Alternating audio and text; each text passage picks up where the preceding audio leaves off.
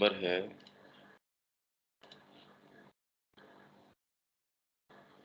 186। इसके ऊपर हमने पिछली बार ये पढ़ तो लिया था, पृथ्वी पर मानव जीवन। पृथ्वी पर मानव जीवन का प्रयोग अब पहली बार नहीं हुआ है। मानव जीवन का जो एक्सपेरिमेंट है पृथ्वी पर, ये पहली बार नहीं हुआ।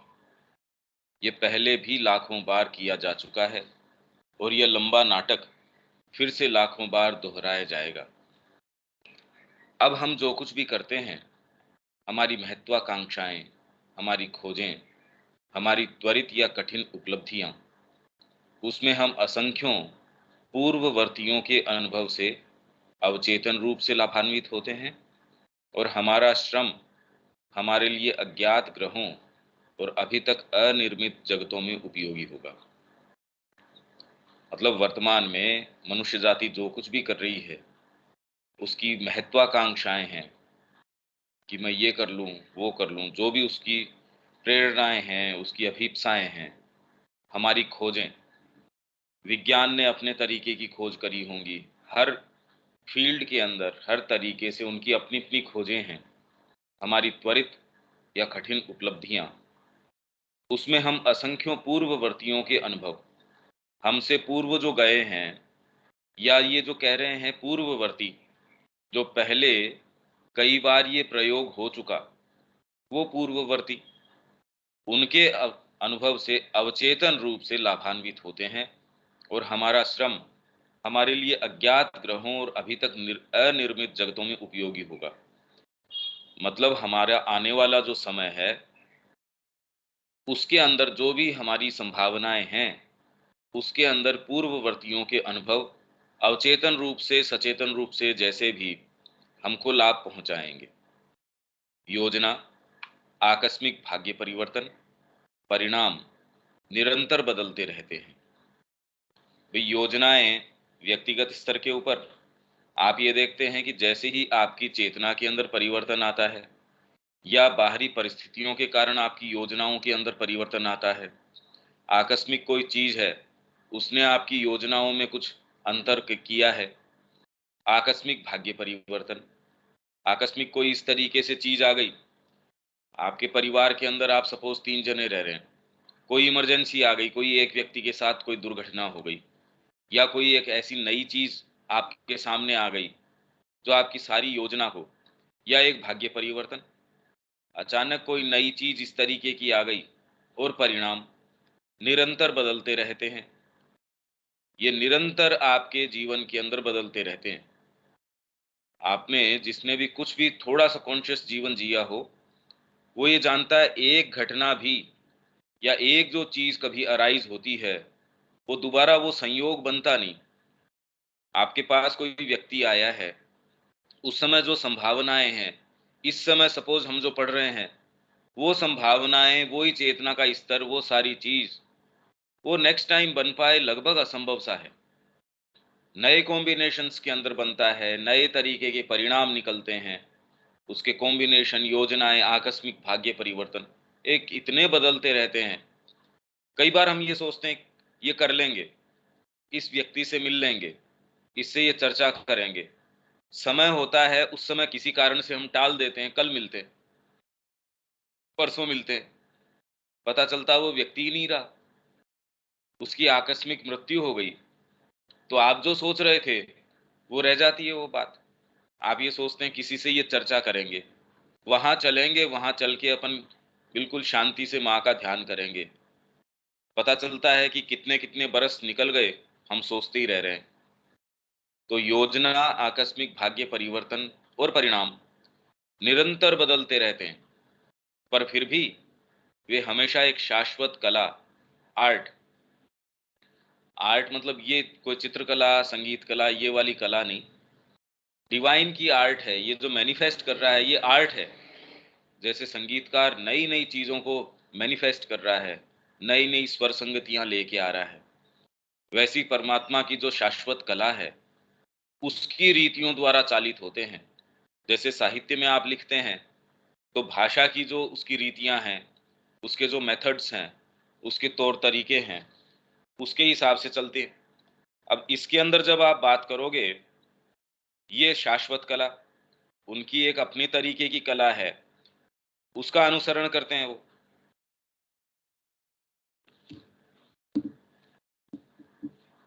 ईश्वर, मनुष्य, प्रकृति, 3 शाश्वत प्रतीक हैं। मतलब इनको लेके ये डिटर्मिनेंट्स हैं, ये इसके अंदर खेल के, मतलब इन तरीकों से ईश्वर भी, हम भी परिकल्पना करते हैं कोई एक ईश्वरत्व, एक परफेक्शन, कोई एक ऐसी चीज, कोई तत्व, प्रकृति जो सारे तत्व आपको प्रदान करती है, मनुष्य जिसके अंदर ये काम हो रहा है। तो ये पृथ्वी पर मानव जीवन की बात चल रही है। शाश्वत पुनरावृत्ति का विचार, पुनरावृत्ति का विचार, भाई इन्होंने कह दिया कि ये नाटक, लंबा नाटक पहले भी लाखों बार किया जा चुका है और लाखों बार दोहराया जाएगा, और चाहे इसके परिणाम हैं, योजनाएं हैं, वो बदलती रहती हैं। भाई हम परेशान हो सकते हैं, संगीतकार अपनी अभिव्यक्ति से थोड़ी परेशान हो जाता है, पर जैसे ही हम ये बात सुनते हैं कि ये शाश्वत रूप से ऐसे ही चलता रहेगा, तो इसके अंदर कान खड़े हो जाते हैं।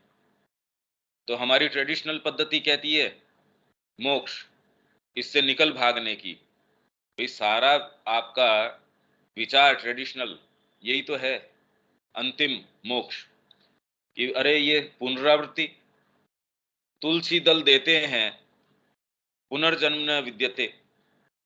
तुलसी आप मंदिर में लेते हैं, वो मंत्र पढ़ के कि जी ये जो विष्णु पादोदक है, जो ये आप ले रहे हैं, इससे पुनर्जन्म नहीं होगा।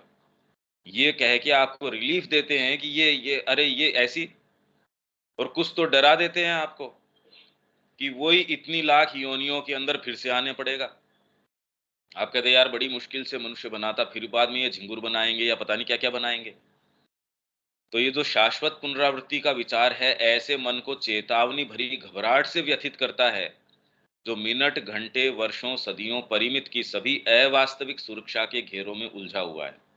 ठीक भी बात है भाई, यदि हमारा संपर्क हमारी सत्ता के उस भाग से नहीं है, बेवकूफ लोग थोड़ी थे जो तुलसी दल देते टाइम, और पूरे राष्ट्र के अंदर इस तरीके की बात कि भगवान का चरणोदक है, वो आपको दे रहे हैं तुलसी दल के साथ पुनर्जन्म नहीं होगा, आपको रिलीफ दे रहे हैं, और रोज आप वहां भगवान के पास जाते हो, आपको तुलसी दल देते हैं और ये मंत्र पढ़ा जाता है कि भैया कैसे भी मेरे को इससे छूट निकलना है, ये कहाँ आ गए। और ऐसे के अंदर यदि ये कह दें कि ये शाश्वत पुनरावृत्ति है, ये अगली बार भी आओगे, आपके तो घड़ों पानी गिर जाए, ओहो ये क्या हुआ। तो ऐसे मन को चेतावनी भरी घबराहट से व्यथित करता है, जो मिनट, घंटे, वर्षों, सदियों, सदियों की भी हमको कम होती है। ये कोई विचारक है या कोई और है, वो तो मान लीजिए सदियों के हिसाब से, वर्षों का भी हम कम हिसाब, मिनट घंटे देखते हैं यहाँ तो, मिनट दर मिनट की बात है। सुबह ये कर लिया, सुबह ठीक था, अब दोपहर को ये हो गया, मिनट, घंटे, सदियों इस तरीके से करता है। तो अवास्तविक सुरक्षा के घेरों में उलझा हुआ है, परंतु अपने स्वयं के अमर तत्व और उसकी नित्य प्रवाहमान ऊर्जाओं के अक्षय महासागर के विषय में सचेतन, सशक्त आत्मा इसके द्वारा एक अकल्पनीय आनंदातिरेक के रोमांच से अभिभूत हो जाती है। मतलब ऐसी आत्मा जो इससे बंधी हुई नहीं है, अब वो कैसे देखेगी इसको। तो स्वयं के अमर तत्व, अगर वास्तव में आप साइकोलॉजिकली भी थोड़ा सा इस चीज के अंदर जा सकें कि आपके अंदर वो आत्मा है, भाई आपको डर किस चीज से लगता है, इन परिस्थितियों से। अरे भाई आके इसके अंदर सन्यास भी व्यक्ति ले लेता है, किसी भी तरीके से समाधि लगाएं, इस प्रपंच से तो बाहर निकलना ही जरूरी है। आत्मा का ये भाव नहीं है, वो तो ये मान रही है उसकी नित्य प्रवाहमान ऊर्जाओं के अक्षय महासागर, एक महासमुद्र है, उसके अंदर एक लहर उठी, आपको देख के आप साइड में बैठे हैं, किनारे पे बैठे हैं, लहर उठती है, आप उसको देखते हैं, कितना रोमांच, अच्छा लगता है वो। अब लहर से पूछें, पता नहीं उसको अच्छा लगता है या नहीं लगता है। अगर हम ये माने कि हम भी वैसी ही एक लहर हैं। तो महासागर के विषय में सचेतन सशक्त आत्मा इसके द्वारा एक अकल्पनीय आनंदातिरेक के रोमांच से अभिभूत हो जाती है। अकल्पनीय आनंद उसको आता है कि और रोज नित्य नवीन, अगर उसको एक ही योजना, एक ही भाग्य जो है वो या उसके परिणाम एक जैसे हों, तब मारी जाएगी वो। पर ये अनंत उसको ये बताया जाए कि ये चलता रहेगा, तो आत्मा इतनी खुश होती है इस बात से कि अरे वाह! हमेशा ही कॉम्बिनेशंस अलग होंगे। अतीत के अंदर जो कुछ भी हुआ, श्री अरविंद न आए या और जो लोग न आए, तो इसके अंदर नए कॉम्बिनेशंस, जो भाग्य परिवर्तन है इस पूरी पृथ्वी का और इसके जो परिणाम होने वाले हैं, कितने आशा से भर देते हैं। और वो आपकी आत्मा को कहते हैं अरे और है आगे। और आत्मा इस सारी चीज को देखती है, आनंदातिरेक के रोमांच से ओवरवेल्म्ड हो जाती है, वो अभिभूत हो जाती है। वह इस विचार के पीछे के अनंत के बालवत हास्य, एज इफ इन्फिनिट डिवाइन है, उसका बालवत हास्य है। उसने कुछ बनाया मिट्टी से, उसको फिर से मिटा दिया, फिर बना रहा है और आनंद को सुनती है। ये जितने भी मैनिफेस्टेशन है, जितने भी क्रिएशन है, इसके आनंद को जो आपकी आत्मा है वो सुनती है, वो खुश होती है, बहुत प्रसन्न होती है। ईश्वर, मनुष्य, प्रकृति, ये तीन क्या हैं? क्योंकि उन्होंने कहा ये तीन शाश्वत प्रतीक हैं, ये चिरंतन प्रतीक हैं और ये हमेशा ही रिपीट होते रहते हैं। मनुष्य कहें तो हम जो अभी जो अपूर्ण मनुष्य है उसकी बात नहीं चल रही, पर हाँ ये भी रिफ्लेक्शन है। पीछे जितने भी प्रयोग किए गए और कुछ ओकल्ट ट्रेडिशंस ये कह रहे हैं मनुष्य ने इतनी जल्दी, क्योंकि पृथ्वी के ऊपर कितनी कितनी और जीवन की शैलियां आई, डायनासोर्स हैं वो कितने कितने लंबे समय रहे, या और जो प्रजातियां आई। भाई ये कहा जाता है कि पृथ्वी के पूरे विकास क्रम को शुरू से लेके आज तक यदि एक वर्ष के अंदर समाहित किया जाए कि ये पूरा विकास एक वर्ष है, तो मनुष्य तो अभी 31 दिसंबर को रात को 12 बजे कुछ समय पहले ही आया है। मनुष्य तो अभी आया है और इसके अंदर भी ये इतना विकास, इतनी प्रगति कैसे कर ली इसने, जो भी कर ली। हालांकि वास्तव में क्या वो प्रगति है या नहीं है, या ये अभी एक चेतना के ऐसे क्राइसिस के मुहाने के ऊपर आके खड़ा है जहां पूरी की पूरी संस्कृति लुप्त हो सकती है, ऐसी स्थिति के अंदर आ गया। पर मनुष्य, प्रकृति, ईश्वर, ये तीन क्या हैं? मनुष्य वास्तव में क्या है? उनकी भिन्नताओं की धाराएं कहाँ से बहती हैं? उनमें डिफरेंसेस कहाँ हैं? भाई यूं तो हम कह दें कि ईश्वर के अलावा कोई दूसरी चीज नहीं है, फंडामेंटली तो बात ठीक है, पर क्रिएशन के लिए यदि हम ये कहें प्रकृति, एक ईश्वर, एक मनुष्य, तो इनकी भिन्नता की डिफरेंसेस कहाँ से बहते हैं इनके? मतलब बेसिकली ये कैसे डिफाइन करें इनको? किस अकथनीय मिलन की ओर उनके संपर्कों की बढ़ती हुई राशि अग्रसर होती है और ये एक साथ मिलते कहाँ जाके हैं? आओ हम घंटों और क्षणों से परे देखें, आओ हम वर्षों की बाढ़ और सदियों और सहस्राब्दियों की अवधारणा की दीवार को तोड़ दें। मतलब हम क्षण क्षण जीने की बजाय हम एक विस्तृतता में निवास करें। जैसे श्री अरविंद है, वो सारी संस्कृति को एक विशाल पैमाने के ऊपर देखते हैं और वो ये देख के कहते हैं एक वैदिक युग आया, उसके बाद के अंदर हमारा पुराणों का युग आया, फिर बाद में इस तरीके से काल है, आपके कालिदास का युग आया, फिर उसके बाद और भक्ति मूवमेंट हैं और हैं वो सारे आए, जड़ तत्व का ये जो समय है वो आया। वो इसको सारे को इस तरीके से देखते हैं, मानिए कि चेतना अपने पूरे उच्चतम शिखरों से धीरे धीरे धीरे धीरे पूरा अपना चक्र पूरा कर रही हो। जैसे आप अपने बिल्कुल अंतर्दम गर्भगृह है भगवान का, उससे लेके बाहरी अहाते तक अगर भगवान चल के आ रहे हों, तो पहले अपने गर्भगृह के अंदर हैं, तो वो ऐसी अभिव्यक्ति जिसको आप वैदिक युग कह सकते हैं। अब वो एकदम बाहरी आपके अहाते तक आ जाएं, बाहरी बिल्कुल बाहर तक आ जाएं, तो आप उसको जड़ तत्व कह देते हैं। पर उसके अंदर अभिव्यक्ति के अपने अपने तरीके हैं।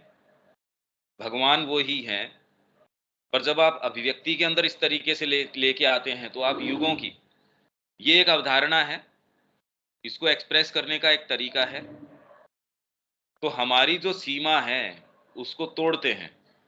और किससे तोड़ देते हैं? चेतना के अंदर जब आपका विकास होता है, आप अलग पैमाने के ऊपर देखते हैं। अब चींटी अगर आपको देख के आपका पैमाना सेट करेगी, वो आप पे कैसे लागू हो सकता है? भाई मनुष्य का पैमाना तो मनुष्य को ही, या फिर उससे उच्चतर चेतना है, वो तय करे। हमको लगता है 100 बरस, संस्कृति की दृष्टि से देखा जाए 100 बरस तो कुछ भी नहीं है सच।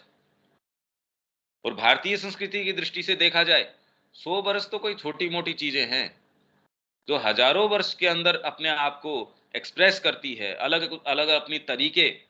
हमको लगता है उथल पथल ये वो, अरे तरीके हैं उसके।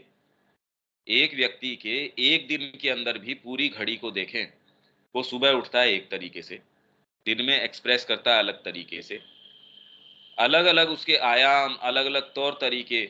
वही एक व्यक्ति को आप ये देख रहे हैं कि एक समय जाके खेत के अंदर काम कर रहा, दूसरे समय वही हो सकता है कि स्पोर्ट्स के अंदर गया, रेसलिंग कर रहा, तीसरे समय व्याख्यान कर रहा है, मतलब ऐसे विषयों के ऊपर पारंगत रूप से व्याख्यान कर रहा। तो आपके अंदर एक ही व्यक्ति में यदि ये विधाएं हो सकती है, अलग अलग उसके एट्रीब्यूट्स हो सकते हैं, तो एक संस्कृति है या एक वैश्विक आपकी सत्ता है, कितनी कितनी चीजें हैं उसके अंदर। हम अपने पैमाने के ऊपर देखते हैं तो समस्या होती है। चेतना में यदि विस्तृतता से देखें तो श्री अरविंद देख लीजिए अपने कृतियों के अंदर, जो दर्शन उसमें से निकल के आता है आपको कितनी समुद्र जैसी विशालता दे देता है। आपके परिप्रेक्ष्य को, सीमित परिप्रेक्ष्य जो है उसको कितनी विहंगम परिप्रेक्ष्य प्रदान कर देता है। तो ये जो बाढ़ है, सदियों और सहस्राब्दियों की अवधारणा, हजारों वर्षों की भी जो अवधारणा है, अब भागवत है उसमें इस तरीके की कोई बात नहीं है। वो कह रहे ब्रह्मा जी का एक दिन, वो इनका एक ऐसा, उनके कल्प की, दिन की, मुहूर्त की, ऐसी जो वो उसके अंदर बताते हैं, हम ये देखते हैं कितनी कपोल कल्पनाएं हैं। क्योंकि हम ये मानने के लिए तैयार नहीं है कि भी एक मक्खी का पैमाना है, वही सब जगह लागू होना चाहिए। तो मेरा जो पैमाना है एक दिन का या एक वर्ष का या मेरे जीवन का, उसी के हिसाब से सारी चीज लागू होनी चाहिए। क्योंकि सभी चीजें हमारे दृष्टिकोण को, हमारी मानवता के लौकिक हितों, अवधारणाओं और अनुभवों पर केंद्रित करने की चेष्टा करती हैं। हमारे जितने भी सोच समझ है, हमारा जितना भी दृष्टिकोण है, वो तो कुल मिला के कोशिश करता है हमारे लौकिक हित, यहाँ जो है हमारा बढ़िया कैसे जचा रहे, परिवार बढ़िया जचा रहे, हमारा व्यापार बढ़िया जचा रहे। देश की भी यदि हम बात करते हैं तो वो इसी दृष्टिकोण से, भाई साधन संसाधन कम हो रहे, पोल्यूशन फैल रहा है, प्रकृति का क्या हो रहा है उससे चिंता नहीं है, मनुष्य के क्या होने वाला है इससे। कुल मिला के वो आप अलार्म्ड महसूस करते हैं, हमारा क्या होगा। आप इस चीज से छूट नहीं निकलते। इसको देख के आप फिर बाद में समाज सेवा की भी बातें कर सकते हैं, फिलेंथ्रोपी की बातें कर सकते हैं। इसके अंदर ये चीजें होती हैं। कितने जो समाज सुधारक हैं उनको थोड़ी सी ज्यादा महसूस हो जाती है ये चीज, पर वो लौकिक हित, मानवता के लौकिक हित से परे नहीं जाते ये सारों से। और वो इस सारे से व्यापक परिप्रेक्ष्य में नहीं देख पाते कि ये हो क्या रहा है। आत्मा इसके अंदर आपके माध्यम से या अपने आप में क्या चाह रही है, ये पूरी अभिव्यक्ति किस चीज की है। तब आपको पूरी स्कीम समझ में आती है। उस पूरी स्कीम में आप कहाँ हैं, आप कहाँ फिट इन करते हैं, आपकी भूमिका क्या होनी चाहिए, आपको करना क्या चाहिए, वो फिर बाद में समझ में आने शुरू हो जाता है। अच्छा ये वाला अभियान है, ये हम इस माहौल में बैठे हैं, अभी चर्चा इस चीज की हो रही है। अच्छा, तब आपके जब प्रश्न आने शुरू होते हैं, आपके जीवन को कैसे जीना चाहिए, फिलहाल मेरी भूमिका क्या होनी चाहिए, मां श्री अरविंद के कार्य के अंदर मेरी क्या भूमिका होनी चाहिए। तो अवधारणाओं और अनुभवों पर केंद्रित करने की चेष्टा करती है। हमारा दृष्टिकोण यही करता है। हमें यह जानने के लिए कि उनसे परे देखना होगा कि वे किसके हितार्थ कार्य करती हैं और किसका प्रतिनिधित्व करती हैं। तो इसलिए ये जानने के लिए हमको वर्तमान ढांचा या जो भी ये लौकिक ढांचा है, इससे परे हमारे जीवन को जो यंत्रवत चलाया जा रहा है, उसके परे देखना पड़ेगा। ये हो क्या रहा है? भी वास्तव में जितना भी चिंतन होता है, वो यही प्रयास करता है कि आपके जो मिनट है, घंटे हैं, सदियां हैं, सहस्राब्दियां हैं, इनसे परे हो क्या रहा है भई? हम चल किस ओर रहे हैं? और यदि आपका दृष्टिकोण पूरा व्यापक नहीं है, तो फिर बाद में जिस तरीके के निष्कर्ष जनरली निकाले जाते हैं इतिहास के अंदर, या चिंतन करके जिस तरीके के निष्कर्ष निकाले जाते हैं, वो वैसे ही निष्कर्ष हैं जैसे मक्खी ने एक मानव जीवन के ऊपर निष्कर्ष निकाल लिए। भाई मक्खी का जीवन कितना लंबा हो सकता है, वो यदि वो आपका निष्कर्ष निकाल ले या मेरा निष्कर्ष निकाल ले, अब वो कितना मेरे ऊपर लागू होगा? संसार में कुछ भी अपने आप में नहीं, केवल उसी के द्वारा समझा जा सकता है जो इससे परे है। आप कोई मकान बन रहा है या बिल्डिंग है और उसके अंदर मेसन है, उसको पूछ के, या उसके अंदर मजदूर काम कर रहा है, या जो उसके अंदर बिल्डिंग मटेरियल सप्लाई कर रहा है, उसको पूछ के मिनट घंटे में वह क्या बन रहा है, आप गए, पूरी प्रक्रिया बारीकी से आपने देखी, हाँ अच्छा इस व्यक्ति ने ऐसे ईंट लगाई, ऐसे करी।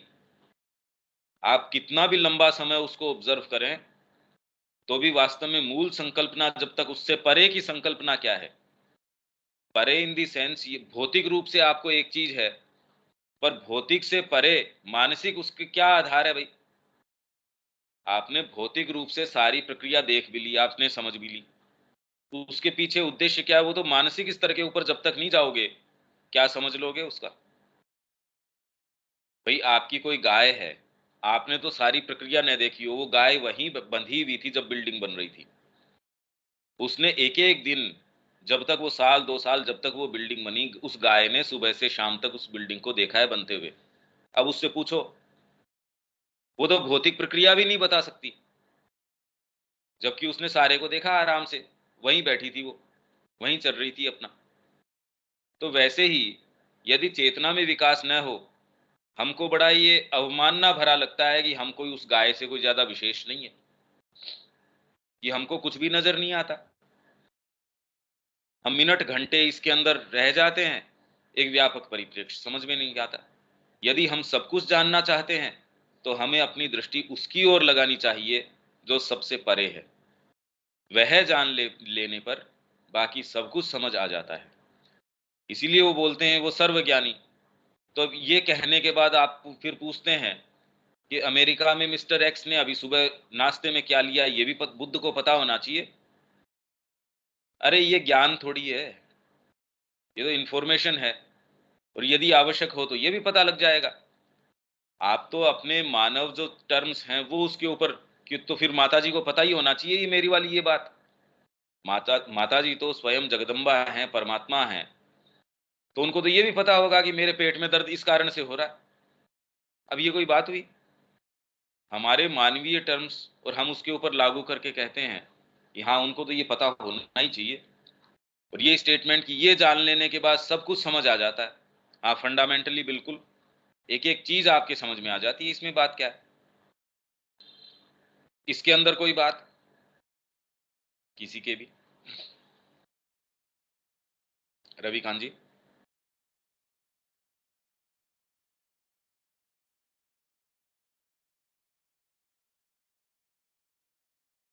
नहीं सर, कोई बात नहीं है। विवेक। Thank you.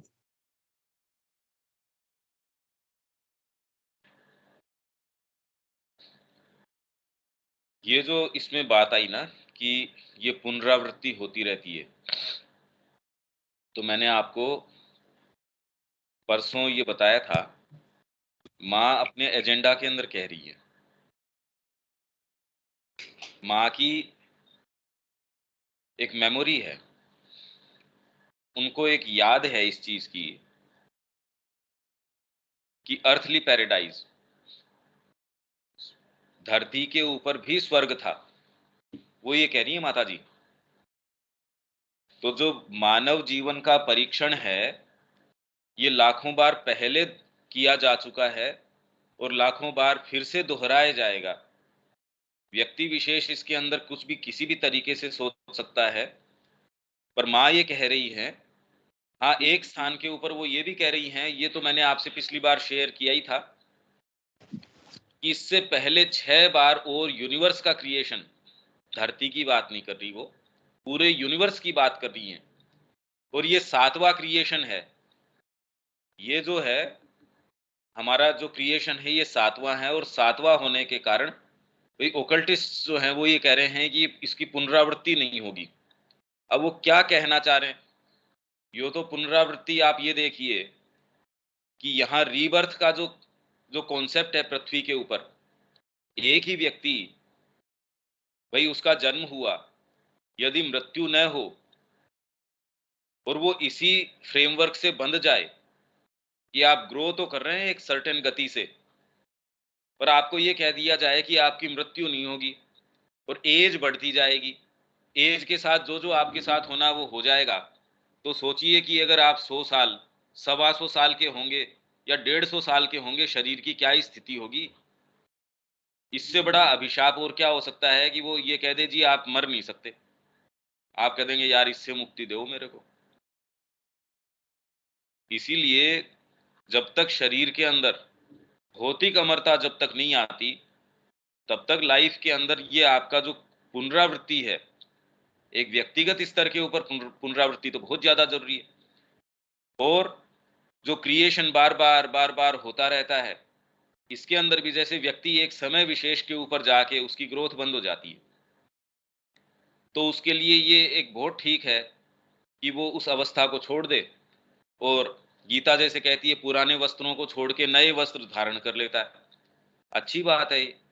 तो वैसे ही वैश्विक स्तर के ऊपर क्रिएशन एक ऐसी स्थिति के अंदर पहुंच जाता है जहां फिर बाद में वो कह रहे हैं प्रलय, प्रलय आती है, और उसके अंदर जो मूल तत्व हैं उनको नौका के अंदर लेके, वो नाव के अंदर, ये अपने एक सिंबोलिज्म है पुराणों के अंदर कि भगवान जो भी रूप धारण करते हैं उसके अंदर यहाँ क्रिएशन के जितने भी मूल प्रारूप हैं, जैसे भाषा है तो भाषा का प्रारूप है, उसके अंदर वनस्पति है, वनस्पति का मूल प्रारूप जो भी, तो वो प्रारूप के बीज उसके अंदर लेके, मतलब उसके मूल तत्व, और ये प्रलय के अंदर निमग्न हो जाती है, नया क्रिएशन आता है, फिर से वो सारे के सारे मूल प्रारूप यहाँ छोड़ दिए जाते हैं।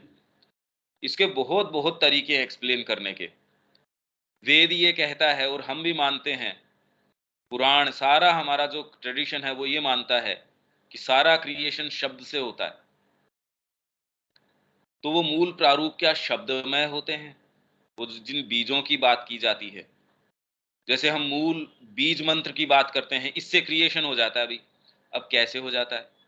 और ये पूरा का पूरा एक विज्ञान है जिसके अंदर आपके ओकल्ट पूरे स्तर हैं वो आ जाएंगे, आपके भौतिक स्तर हैं भी, शब्द, इससे शब्द से किस तरीके से क्रिएशन हो जाता है। तो श्री अरविंद का इसके ऊपर लेख है, पर वो इतना ज्यादा इन्वॉल्व है, वो पढ़ के भी हमको कैसे, जब तक हम उसको कुछ उसका पता न हो, शुरू कहाँ से करें। पर अभी जो बात हो रही है कि पहले भी ये किया जा चुका है और लाखों बार फिर से दोहराया जाएगा, तो इसके अंदर मैं आपको ये पढ़ के बता देता हूँ, स्क्रीन शेयर कर देता हूँ, और इसको थोड़ा सा जल्दी से पढ़ के कि एटलीस्ट आपको एक ये नई चीज सुनने को मिलेगी कि अच्छा ऐसी भी चीज है। मेरे ख्याल से आप लोगों को स्क्रीन मिल रही होगी ये। हाँ भैया। ये मदर का एजेंडा का वॉल्यूम 2 दूसरा वॉल्यूम है ये, 1961 का, जिसके अंदर ये हमारे अपने उपयोग के लिए हमने कुछ सिलेक्शंस अपने पास रखे हुए हैं। The mother's memory of her life on the earthly paradise, जो पार्थिव स्वर्ग था उसकी माँ की मेमोरी है। Was there actually an earthly paradise? Why was man banished from it? ये क्रिश्चियनिटी के अंदर भी इस तरीके की स्वर्ग के अंदर से उनको निकाल दिया गया था। वहां उनको एक सरपेंट था, इस तरीके की वो कहानी आती है, उनको कहा ये फल खाओ, उन्होंने वो फल खा लिया, तो फिर बाद में उनको उससे स्वर्ग से निकाल दिया गया था। इसका इंटरप्रिटेशन अलग अलग तरीके से है। माँ एक तरीके से इंटरप्रिटेशन करती है कि उसके अंदर जो सरपेंट था वो डिवाइन था, उसने वो एंटाइज किया उसको, और जिसको वो जो बताते हैं वो वैसा नहीं था। इंटरप्रिटेशन है अलग अलग तरीके से, from an historical view point, not psychological. माँ कह रही है हिस्टोरिकल, ऐतिहासिक दृष्टिकोण से, मनोवैज्ञानिक नहीं।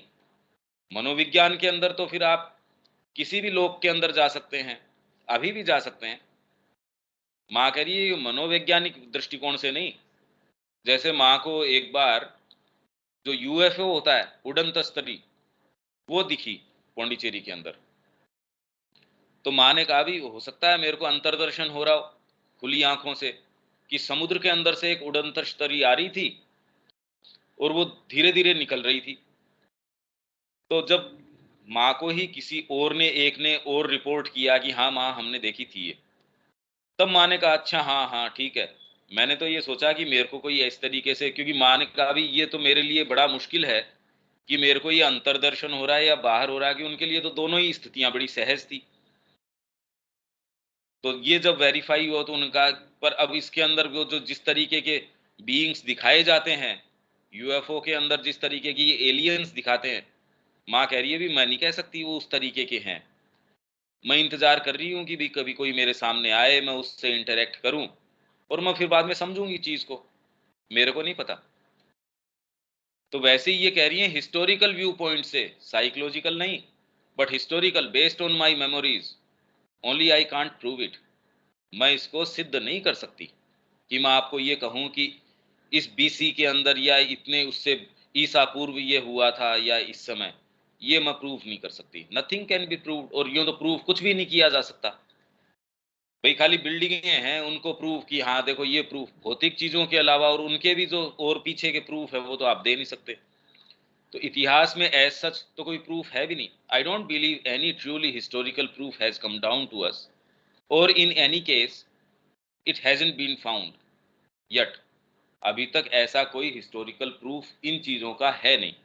But according to my memories, mother shuts her eyes as if she were going off in search of her memories.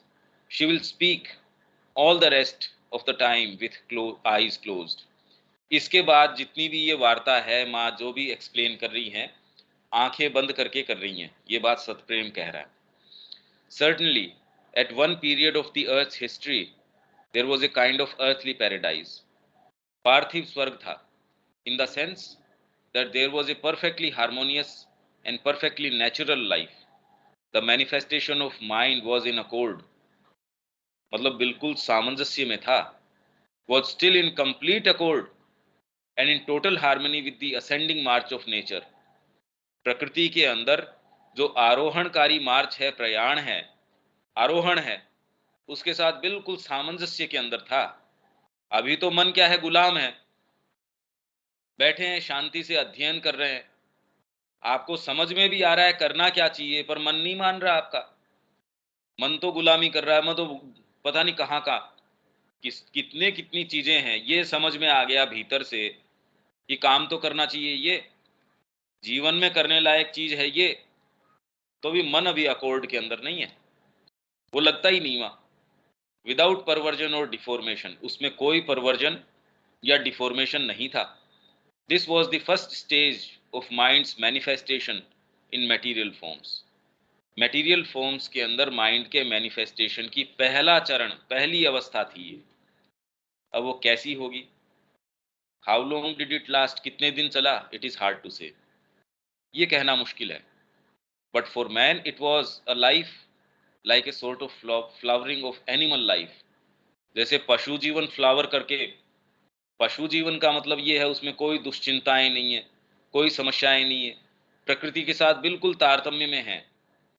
वही मनुष्य को यदि इस अभिव्यक्ति से हटा दिया जाए, कोरोना के अंदर हमने देखा, लॉकडाउन में कितनी सारी चीजें, कितनी झीलों के अंदर जो बरसों से पक्षी नहीं आए थे, वो झीलें पक्षियों से भर गई। नेचर के अंदर जो पोल्यूशन का स्तर था वो एकदम कह रहे हैं 150 सालों में इतना नीचे आया ही नहीं।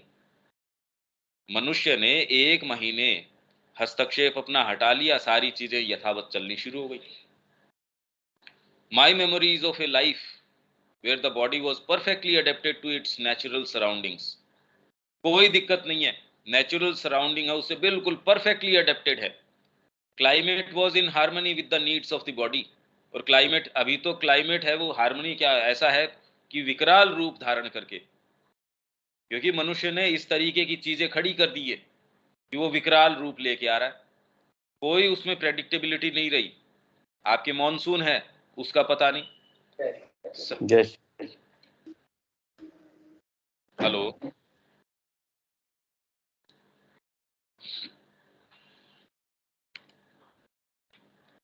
हाँ, body with the demands of the climate.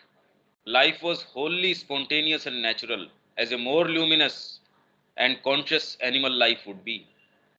ऐसे था जैसे ल्यूमिनस और कॉन्शियस एनिमल लाइफ, पशु का जीवन, भाई मनुष्य का तो अभी उससे भी नीचे है वैसे तो, उसने अभी तक कोई नया आयाम ला के दिखाया नहीं है, क्योंकि माइंड भी अभी खाली सबसर्वियंस के अंदर है, आपके भौतिक और आपके प्राण की डिमांड्स की। माइंड ने, विज्ञान ने भी अभी कोई विशेष चीज नहीं करी है। आपकी जो पाशविक सुविधाएं हैं, तृष्णाएं हैं, क्षुधाएं हैं, उन्हीं को परिपूर्ति करने का प्रयास कर रहा है। तो विज्ञान आपको कंफर्ट प्रदान करने की, आपका दबदबा बनाने की, आपकी खाली इन्हीं चीजों के ऊपर है। और मूलभूत आपके अंदर क्या चीजें हैं, आपकी भी निहित कितनी कितनी एनर्जीज हैं, कितनी कितनी हमारे अंदर और चीजें हैं, वो भी नहीं लेके आ रहा। with absolutely none of the complications and deformations brought in later by the mind as it developed। वो वाले कॉम्प्लिकेशंस नहीं थे जो मन के अंदर जिस तरीके के परवर्जन्स अब आ गए, वैसे वहां नहीं थे। I have a recollection of this life, for I lived it when I first became conscious of the life of the entire earth. समूची अर्थ का जो लाइफ है, उसके बारे में पहली बार जब मैं कॉन्शियस हुई तो मेरे को याद है इस चीज की। But I can't say how long it lasted और व्हाट एरिया इट कवर्ड। कौन से एरिया में, कि ये अफ्रीका के एरिया में था या पाकिस्तान के एरिया के अंदर था या कहाँ था, श्रीलंका के अंदर था, आई don't no. I only remember the conditions at that time, the state of material nature and the human form and human consciousness. खाली मेरे को उस समय की कंडीशंस याद हैं, मटेरियल नेचर किस तरीके का था, ह्यूमन फॉर्म और ह्यूमन कॉन्शियसनेस कैसी थी, वो मेरे को याददाश्त है। पर वो इतनी अक्षांश रेखाओं के ऊपर था, इस एरिया के अंदर था, ये वेयर अबाउट्स अगर आप मेरे से पूछेंगे ये मेरे को याद नहीं है। And this state of harmony with all the other elements of the earth, कि सारे तत्वों की दूसरे तत्वों से, वैसे तो आप ये सोचिए कि आपकी हेल्थ के अंदर भी आयुर्वेद क्या कहता है, वात पित्त कफ, तीनों यदि हार्मनी में है तो आपकी हेल्थ में बिल्कुल कोई कुछ भी बिगाड़ नहीं हो सकता। वैसे ही सब अपनी अपनी हार्मनी की बात करते हैं, सब अपने अपने तत्वों की, यदि ये हार्मनी में है तो आपके साथ कोई भी ऐसी चीज, आपकी हेल्थ के साथ, आपकी प्रकृति के साथ कोई गड़बड़ी नहीं हो सकती। तो जो भी एलिमेंट्स हैं अर्थ के ऊपर, सारे समस्वरता की स्टेट के अंदर थे। तो इसका मतलब आपकी हेल्थ परिपूर्ण थी, चिंतन परिपूर्ण था, क्योंकि जैसे ही चिंतन आपका बिगड़ता है वो तो डिसहार्मनी में आ जाएगा तुरंत ही। तो कहने का मतलब आपका चिंतन, आपका जीवन, आपका कर्म, सारे के सारे एकदम परफेक्ट हार्मनी में थे। और आप परफेक्ट हार्मनी में हो नहीं सकते भाई। आप यदि हार्मनी में है तो आप अपनी प्रकृति, बाहरी प्रकृति है उससे भी हार्मनी में है, आंतरिक प्रकृति है उससे भी हार्मनी में है। तो आप बिल्कुल हेल्थ के रूप में, मानसिक रूप से, आपकी साइकोलॉजिकल हेल्थ में एकदम परफेक्ट स्थिति के अंदर है। तो धरती है वो भी आपको परिपूर्ण करती है। तो ऐसे समय थे जब कोई खाने की, भोजन की, कपड़े की, रहने की कोई समस्या नहीं। अभी हम सोचते हैं कि वो जंगलों में रहते थे तो जानवर तो मार के खा जाते होंगे, ऐसी कोई समस्या नहीं थी, परफेक्ट हार्मनी में था सारी चीज। अब हम डिसहार्मनी में, तो सारी चीज हमको हमारे विरोध में नजर आती है, पूरी प्रकृति। और हम इस हार्मनी की कल्पना कर भी नहीं सकते आज बैठ के कि ये होता कैसे होगा। उस समय था harmony with animal life and a great harmony with plant life. There was a kind of spontaneous knowledge of how to use the things of nature, qualities of plants, fruits and all that vegetal nature could offer। अगर ये नहीं हो तब तो harmony में हो कैसे सकते हो। जैसे माँ कहती है, मैं बगीचे में जाती थी, सब्जियां मेरे से बात करती थी। एक तो कहती थी, मैं तैयार हूं, मेरे को ले लो। दूसरी कह देती थी, आप मेरे को कल ले लेंगे, आज रहने दीजिए। जब आप ऐसी हार्मनी में होंगे, बताइए कैसा उसमें तो परिपूर्णता की अवस्था होगी। नहीं तो आप उसका दोहन कर रहे हैं तो प्रकृति आपके साथ उसका जो है खामियाजा ले रही है आपसे पूरा। There was no aggressiveness, no fear, no contradictions or frictions, and no perversion. The mind was pure, simple, luminous, uncomplicated. It was certainly with the progress of evolution, the march of evolution, when the mind began to develop for and in itself, develop for itself and in itself, mind अपने आप के लिए और अपने आप में विकसित होना शुरू हो गया, दरकिनार कर दिया। मैंने मकान बना लिया, पूरे आसपास के एरिया को क्लियर करके, हार्मनी जानी ही नहीं कि मैं रह कहाँ रहा हूं। समुद्र का दोहन करना शुरू कर दिया, प्रकृति का दोहन करना शुरू कर दिया, हमारे जो नेचुरल रिसोर्सेज हैं उनका दोहन करके जितना विष पृथ्वी के गर्भ के अंदर था, पेट्रोल के रूप में, इसके रूप में, सारा बाहर लिया है। उसका परिणाम देख लो। अभी हमको जीने के लिए हवा नहीं है, पानी नहीं है, समाज के अंदर कोई अच्छा वातावरण नहीं है। आप शिक्षा पाना चाहो, शिक्षा नहीं है। आप करना चाहो तो उसके लिए सही क्षेत्र नहीं है। किसी से बात करो तो सही चेतना का आधार नहीं है, कुछ भी नहीं है जिसके ऊपर यदि आप अपने सामान्य जीवन को आधारित करें तो आपके पास नेसेसरी ग्राउंड ही नहीं है इस समय। और ये एक व्यक्ति के लिए नहीं, सबके लिए ही है। और इसी स्थिति के अंदर हम और ज्यादा इसके अंदर आते जा रहे हैं। यहां तक आते जा रहे हैं कि कुछ वैज्ञानिक तो ये कह रहे हैं कि कुछ वर्षों के अंदर ये पृथ्वी हैबिटेबल ही नहीं रहेगी। इसलिए हमको जीवन की तलाश या और उसकी संभावनाएं दूसरे ग्रहों के ऊपर तलाशनी चाहिए। और वो इस बारे में बहुत ज्यादा सीरियस हैं। और ये बात कोई असंभव सी भी नहीं है। और वो जितने वर्ष या जब तक प्रेडिक्ट कर रहे हैं, हो सकता है ये अवस्था उससे पहले ही आ जाए। क्योंकि कुछ देशों के अंदर पानी का जो स्तर है वो इतना नीचे चला गया कि आपका हो सकता है अगला विश्व युद्ध है वो पानी के लिए हो और किसी चीज के लिए ना हो। तो ये कॉम्प्लिकेशन सारे के सारे किस चीज से आ गए? प्रकृति ने तो बंद नहीं किया। मतलब प्रकृति के अंदर अभी कोई दिक्कत वाली बात नहीं है। समस्या है हार्मनी की। समस्या तो हार्मनी की आ रही है। तो जैसे ही माइंड ने दरकिनार करके अपने लिए और अपने अंदर ही विकसित होना शुरू कर दिया, सारे कॉम्प्लिकेशंस अराइज हो गए। All the deformations began. Indeed the story of genesis, मतलब सृष्टि की उत्पत्ति कैसे हुई, that seems so childish does contain a truth. मतलब जो आपके स्टोरी ऑफ जेनेसिस, मतलब सृष्टि की उत्पत्ति ऐसे हुई, पुराणों में भी हमारे है सृष्टि की उत्पत्ति, भागवत में और में बताते हैं ऐसे हुई। बाइबल में अलग तरीके से बताते हैं, सब अपने अपने तरीके से बताते हैं। सब ट्रेडिशंस ये कहते हैं वो, और उनकी उत्पत्ति का तरीका वैसा नहीं है जैसा विज्ञान बताता है। तो वो इतनी बचकानी लगती है, पर माँ कह रही है उसमें फिर भी सत्य है। It does contain a truth. The old traditions like Genesis resembled the Vedas in that each letter, Veda के अंदर भी है सृष्टि की उत्पत्ति हुई, तो in Genesis Hebraic letters, Genesis के अंदर जो सृष्टि की उत्पत्ति शास्त्र है उसमें वो कह रहे हैं हिब्रू के जो लेटर्स हैं वो वेद के अंदर हमारे अपने तरीके से है। तो वेद में ये कह रहे हैं सारी सृष्टि जो है साउंड से, ध्वनि से आई, शब्द से, कोई भी मूल जो शब्द हुआ होगा उससे सारी चीज आई। हम कहते कैसी बचकानी बात कर रहे हैं।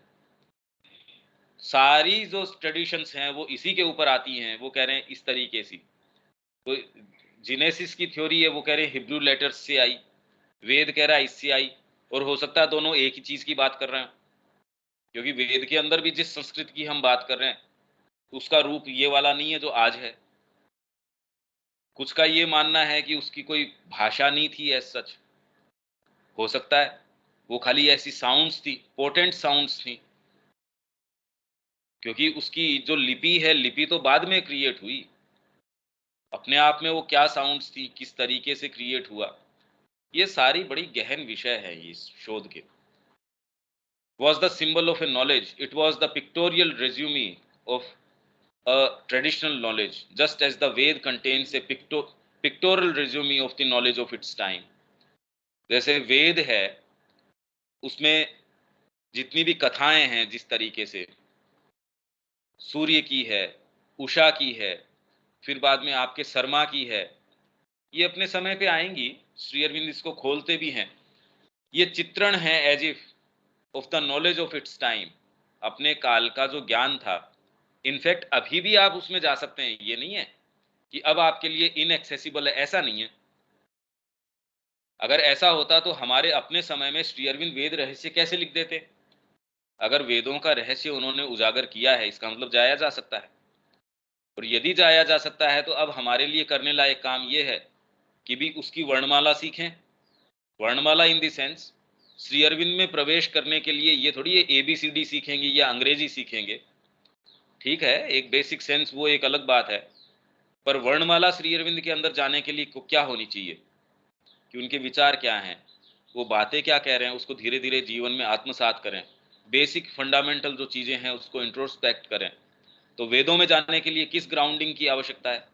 वो चीजें हमारे पास उसकी आवश्यकता है, वही वो तैयारी हो और उसके अंदर हम प्रवेश कर सकते हैं। But what's more, even the symbol had a reality. ये जो सिंबल जिसके अंदर वेद को निरूपित किया गया है, इसमें एक सच्चाई है, इसमें यथार्थता है, in the sense that there was truly a period when life on earth, the first manifestation of mentalized matter in human forms, मानवीय रूपों के अंदर मेंटलाइज्ड मैटर, मानसिकृत जड़ तत्व। भाई अभी जड़ तत्व जो आपका है वो मानसिक नहीं है, वो तो प्राणिक, आपका जो शरीर है उसमें प्राण तत्व संचार कर रहा है। जिस दिन प्राण तत्व उसके अंदर से अपना हाथ खींच लेता है, रक्त रक्त का प्रवाह है, या उसके अंदर जो ऑक्सीजन का प्रवाह है रक्त के माध्यम से, और उसके माध्यम से एनर्जी का प्रवाह है, वे भौतिक रूप से हम ऐसे ही समझते हैं। वो जैसे ही बंद होता है, शरीर का विघटन देर सवेर थोड़े ही कुछ समय के अंदर, कुछ मिनटों में, घंटों में विघटन होना शुरू हो जाता है। डॉक्टर आपको डेड डिक्लेयर कर देता है और आपको डिस्पोज ऑफ कर देते हैं। ये वाइटलाइज्ड मैटर है, वो first manifestation of mentalized matter था in human forms. The tree of knowledge symbolizes this kind of knowledge, a material knowledge, no longer divine because its origin was the sense of division, and this is what began to spoil everything. How long did this period last? कितने दिन चला? I am unable to say. तो माँ कह रही है फिर बाद में जब ये बिल्कुल हार्मनी का पीरियड था, फिर ये कथा आती है कि स्वर्ग के अंदर जो एडम और ईव की बात करते हैं कि वो थे, या पहले वो लोग थे, उनको ये एंटाइज किया गया कि भी ये फल खाओ। एक जना उनको कह रहा था नहीं खाओ नहीं तो तुम्हारा पतन हो जाएगा, पर वो राक्षस था। वो लोग कहते हैं वो डिवाइन था, माँ कह रही हैं कि वो राक्षस था। और जो उनको फल खाने के लिए प्रेरित कर रहा था वो डिवाइन था, वो मैनिफेस्टेशन के अंदर लेके आना चाह रहा था। और वो जो दूसरा वाला कह रहा था, वो ये चाह रहा था कि यथावत स्थिति बनी रहे। अब वो जो भी था एनी हाउ, तो उसके बाद में ये कह रही हैं स्थितियां उन्होंने दूसरा रूप ले लिया। बिकॉज माई रिकलेक्शन, मेरी जो याद है, is of almost immortal life. Immortal life, उसके अंदर कोई मृत्यु है ही नहीं, ऐसे जीवन की मेरे को याददाश्त है। It seems that it was through some sort of evolutionary accident that the destruction of forms became necessary for progress. कोई ऐसी आकस्मिक, कोई इसमें संयोग, जैसे ऊपर आई थी ना, आकस्मिक उसके अंदर कोई ऐसा संयोग आ गया, कोई ऐसी चीज आ गई। तो माँ कह रही है कोई एवोल्यूशनरी एक्सीडेंट इस तरीके का, ऐसी घटना, ऐसी कोई चीज बीच में इस स्कीम में आ गई कि मृत्यु और डिस्ट्रक्शन ऑफ फॉर्म्स, मृत्यु उसी को बोलते हैं हम कि आपका रूप है उसका विनाश हो गया, उसको आप मृत्यु कह देते हैं। आत्मा की तो कोई मृत्यु हो नहीं रही, ये आवश्यक हो गया। पर माँ कह रही है मेरे को उस समय की याद है जब ऐसी कोई चीज नहीं थी। और ये साइकोलॉजिकल नहीं है, फिजिकल है ये बात, हिस्टोरिकल है। And where did it take place? From certain impressions. माँ कह रही है मेरे को कुछ इंप्रेशंस हैं, ऐसे कुछ ऐसी धुंधली सी यादें हैं, but these are only impressions. It would seem that it was in the vicinity of either this side of Ceylon and India, कि एक इस साइड में यूं माँ इशारे कर रही है और पूरी देर उनकी आंख बंद करके वो कोशिश कर रही हैं कि उसमें रीलिव करने की, उसको रिकलेक्ट करने की, कि इंडिया और सिलोन के हो सकता है विसिनिटी इसके आसपास हो, और दी अदर हो सकता है इस साइड में हो। I don't exactly, mother indicates the Indian Ocean either west of Ceylon and India और to the east between Ceylon and Java, हो सकता है इनके बीच के अंदर हो। Although certainly the place no longer exist, अब नहीं है वो, यहाँ हो सकती थी। इनफैक्ट आपके ज्योग्राफी के अंदर भी बता रहे हैं कि जो जो आपके कॉन्टिनेंट्स हैं वो भी इस स्थिति के अंदर नहीं थे। वो फिर बाद में कहते हैं ये कि एक बहुत बड़ा पेंजिया था, सारे एक साथ थे, फिर बाद में अलग अलग हुए, इसी से हिमालय पैदा हुआ। बाकी तो ये कह रहे हैं जो आपके ऑस्ट्रेलिया है और इंडिया है ये मिले हुए थे, फिर अलग अलग हुए, और उसका फिर बाद में ये ट्रेस करते हैं कि इंडिया की जो कोस्टल रीजन्स है और वहाँ के हैं उनमें एक जैसी चीज़ें पाई जाती हैं। पर निश्चित रूप से पृथ्वी के ऊपर जैसा वर्तमान उसका स्वरूप है उसमें बहुत बहुत उथल पथल होते रहे हैं, भौतिक रूप से और दूसरे दृष्टिकोण से। Certainly the place no longer exist, it must have been swallowed up by the sea, समुद्र हो सकता है उसको निगल गया हो। भाई यहाँ राजस्थान के अंदर यदि आप खुदाई करते हैं या कुछ पहाड़ों के अंदर वो कह रहे हैं जीवाश्म मिल रहे हैं जो डीप ओशंस के अंदर मिलते थे, अब कैसे एक्सप्लेन करें इस बात को। तो निश्चित रूप से पृथ्वी जिस तरीके की अभी नजर आ रही है वैसी नहीं रही थी। अब वो कैसी रही थी सबकी अपनी अपनी अटकलें हैं, और वो अटकलों को वो प्रूव करने के लिए कि मेरी अटकल इस आधार पे है, तो किसी को किसी एरिया में कोई जीवाश्म मिल गया और वो जीवाश्म कह रहा है यहाँ तो नहीं आ सकता था। अब वो कैसे आया होगा इसके ऊपर उसने अपनी थ्योरी बिल्ड कर ली, तो वो कुछ कुछ कड़ियां उसको मिलती है, बीच की कड़ियां वो जबरदस्ती बनाने की कोशिश करता है, और करेंगे क्या हम। आई have a very clear vision of the place and a consciousness of that life and it's forms, उस जीवन का और उसके रूपों का मेरे को बहुत जो है सही उसका क्लियर विजन, साफ साफ उसकी दृष्टि मेरे को है कैसे वहां रूप थे। जैसे कहानी लिखी एक जने ने, कोई प्रमोद कुमार भट्टाचार्य थे, उन्होंने कहा मैं गंगोत्री के अंदर मैं ये देखने गया कि भी ये सोर्स क्या है गंगा का, गंगा निकलती कहाँ से है। तो गंगोत्री के ऊपर जाके भी मेरे को कि भी इसका सही सोर्स नहीं है, मैं उसको ट्रेस करते करते करते करते ऐसे क्षेत्र के अंदर पहुंच गया कि वहां के बाद तो मेरे उसने जो गाइड था उसने भी कहा भी इसके बाद मैं नहीं जाऊंगा, क्योंकि इसके बाद तो न तो ऑक्सीजन बचती न कुछ और, तो आपको समझ हो तो आप अकेले चले जाइए, मैं इसके आगे नहीं जा सकता। ऐसी वो भूमि में चला गया।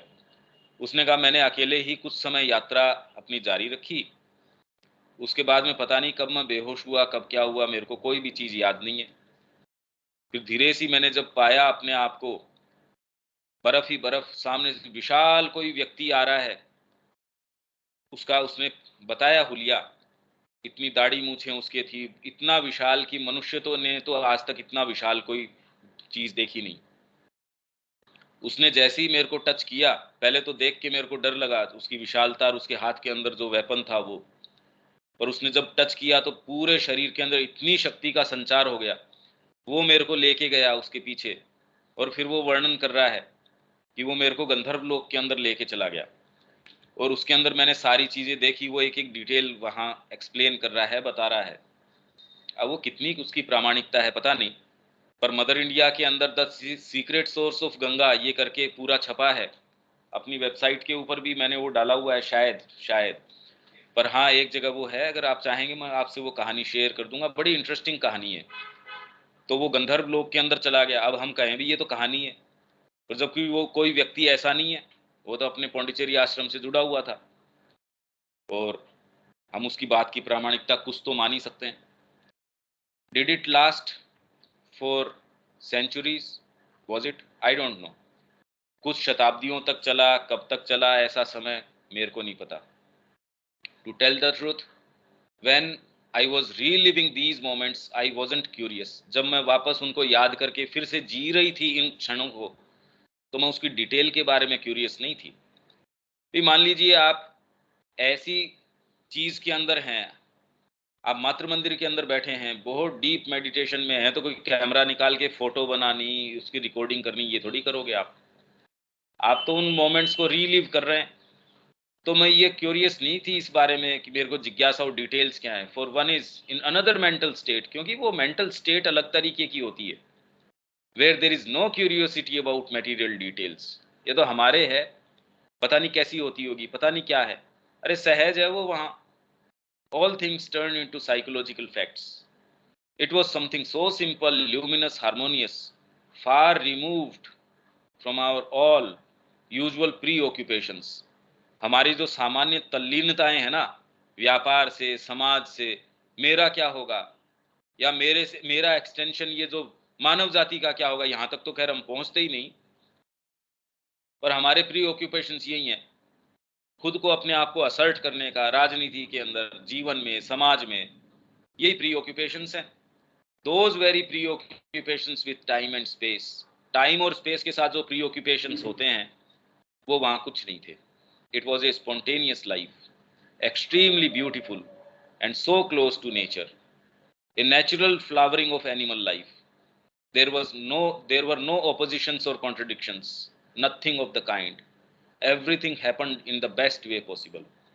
इसके बाद भी खैर माँ और एक्सप्लेन कर रही हैं, वो अपने जो उद्देश्य है उसके लिए है नहीं, पर माँ ये कह रही है ऐसा जीवन था। तो जब यहाँ कहा जा रहा है कि मानव जीवन का जो परीक्षण है बहुत बार पहले किया गया है, तो ये बहुत लोगों ने वेरीफाई किया इस बात को अलग अलग तरीके से।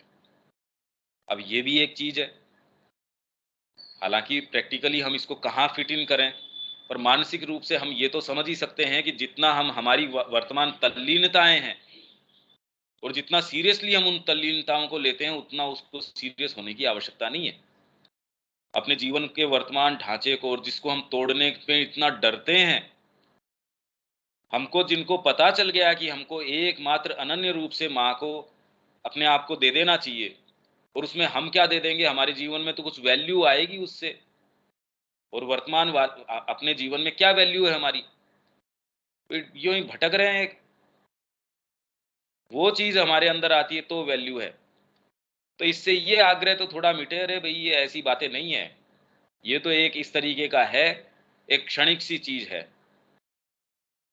तो अगर मानसिक रूप से भी ये बात समझ में आ जाए, तो जो इतना आग्रह है हमारा अपनी तल्लीनताओं को लेके कि वर्तमान जीवन में ये वो, उसमें थोड़ा तो कम से कम आपको रिलीफ मिलेगा, आराम मिलेगा। बाकी तो खैर, और इसमें बहुत बहुत इशू हैं प्रैक्टिकली, तो उसका क्या कर सकते हैं भाई। हम जिस स्थिति में हैं, ये पूरा प्रसंग है, इसको देखने का और बहुत आयाम है, उसके अंदर अभी अपन गए नहीं, और उसकी मेरे को ये लगता भी नहीं। जैसे इन्होंने कहा कि एक भागवत का जो ये शाश्वत कला है उसके तरीके से चलता है, तो इसके अंदर क्या पूरा डिटरमिन्ड है, एक ये प्रश्न है। तो फिर सावित्री जो ये बात कह रही है, कुछ भी किया जा सकता है, तो वो भी क्या एक फ्रेमवर्क के अंदर, खाली इस मैनिफेस्टेशन के अंदर ही सारी चीजों को बदल देते हैं, मतलब क्या। ये कुछ विचार करने के प्रश्न हैं, पर यूं तो अब एक ही पैराग्राफ अपने से पूरा नहीं होगा।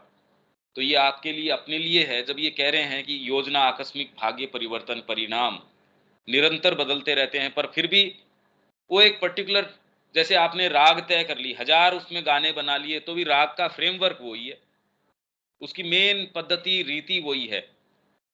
तो फिर इसके अंदर कैसे फिट इन करें कि आत्मा सर्वोपरि है, वो कुछ भी कर सकती है, तो कुछ भी का दायरा है क्या इसका मतलब। जब सावित्री ने पूरा का पूरा भाग्य पृथ्वी का पूरा लिखवा दिया, तो कहने का क्या मतलब हुआ, वो भाग्य पृथ्वी से ही संबंधित है भाई, ठीक है, आपने यहाँ के लिए आपने जो भी लिख दिया होगा। तो हमको इसको कितने स्तर पे लेना चाहिए, क्या लेना चाहिए, पता नहीं। ये व्यक्ति के लिए है, वो इसका, ये आप लोगों के लिए विचार करने का है, भोजन है ये। ठीक है, इसको हम यहाँ विराम दे सकते हैं। अगर कोई पॉइंटेड बात है विवेक। नहीं भैया। शब्या जी।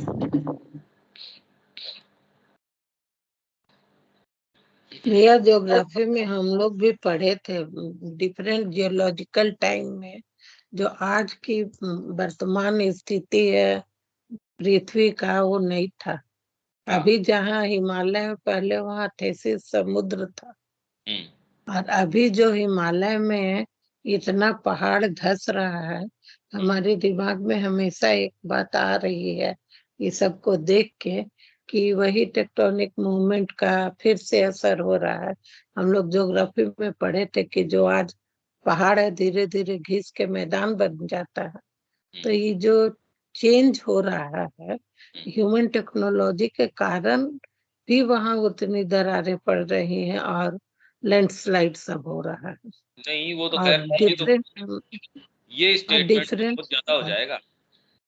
ये डिफरेंट नहीं स्टेटमेंट डिफरेंट नहीं नहीं, ये शब्या जी, ये स्टेटमेंट तो कि टेक्टोनिक प्लेट्स का जो मूवमेंट है उसमें मनुष्य कुछ कर रहा होगा, ये नहीं कह सकते। ये तो बहुत बड़ा नहीं, स्टेटमेंट। मनुष्य टेक्टोनिक मूवमेंट प्रकृति से हो रही है, लेकिन प्रकृति का जो इतना दोहन हुआ है हाँ। मनुष्य के द्वारा, उससे अब अभी हर जगह आप देखिए, ग्रीस में उतना अथी हाँ, नहीं जंगल नहीं, में वो हम आग बात लग रही है, करेंगे, कहीं कहीं खतरा, तो वो हम बात कर चेंज तो चुके। हो ही रहा है। ठीक है शब्या जी, ये बात तो हम कर चुके। हम्म, मैं तो ये कह रहा हूँ हम्म, कि आपकी सारी ज्योग्राफी मिलके भी वो खाली हम्म, अटकलें हैं। माँ तो एक बिल्कुल अलग चीज बता रही है।